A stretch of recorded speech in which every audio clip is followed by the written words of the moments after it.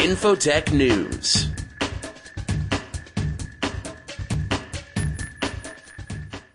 Google's getting some criticism. Internet security woes and rising RIM profits are just a few of the stories making headlines this week. Hello and welcome to Infotech News, where we provide you with the latest information happening in the world of technology and business. I'm Ken Coleman. Here's what's buzzing around the industries. Google is experiencing some backlash from internet and media competitors for its acquisition of ad management technology company DoubleClick Inc. Earlier this week, Microsoft said the deal would allow Google to have too much power over the online advertising market and suggested regulators scrutinize the situation closely. An AT&T executive also said the move would put Google in too dominant a position. The internet search leader announced the $3.1 billion deal after winning a bidding war over Microsoft and Yahoo. This merger is the biggest in Google's history, dwarfing the $1.76 billion offer made for YouTube last year. A new hire has arrived on the Dell executive team. Mark Jarvis, formerly of software maker Oracle, began his job in the newly created position of Chief Marketing Officer on Monday, April 16th. Jarvis will be in charge of reorganizing and maximizing Dell's global marketing operations. Though he's the first to hold this position at Dell, he spent 14 years with the same title at Oracle. According to Dell spokesman Dwayne Cox, Jarvis's hiring marks the end of an executive shuffle that started in 2006. A cybersecurity trade group is reporting the U.S. government's internet regulation approach is not as effective as other methods. In a white paper released last week, the Internet Security Alliance said incentives such as award programs, caps on legal liabilities, and cybersecurity insurance would work much better than mere regulation.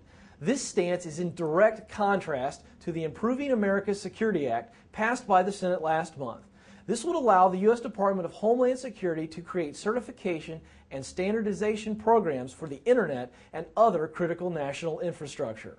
Microsoft is standing by its assertion that alleged flaws in its Office 2007 software is nothing users should be worried about. This comes after several security sites posted 4 vulnerabilities, 3 of which specifically affect Word 2007.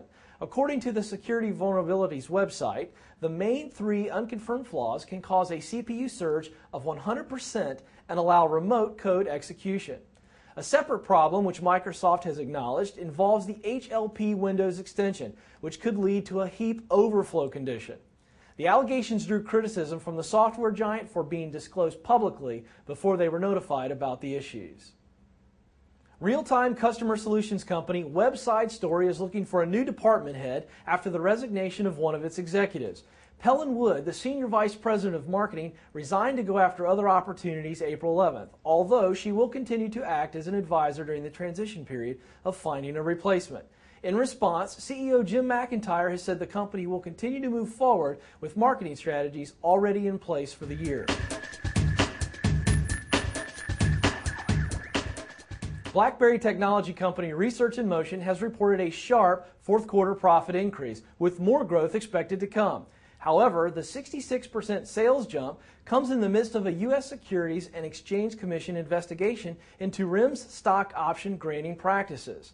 Last month, the company announced it would cut $250 million in miscounted earnings from reports before 2002, while co-chief executive Jim Basile decided to step down from the chairman position. Despite the setbacks, the BlackBerry maker still managed to gain around 1 million more subscribers and a revenue jump from $561 million to around $930 million in a year. And Sun Microsystems is donating data storage technologies to the Open Solaris community. The move announced early last week is intended to help developers run software on storage arrays from the company's rivals, namely HP, Dell, and IBM.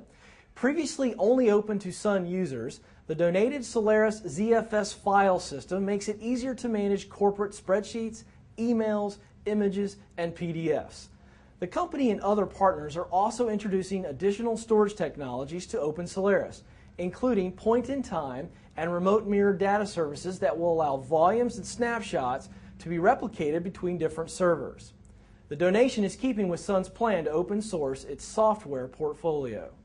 That's all for this edition of Infotech News. Be sure to join us next time for more of the latest information making headlines in technology and business. I'm Ken Coleman. Thanks for watching.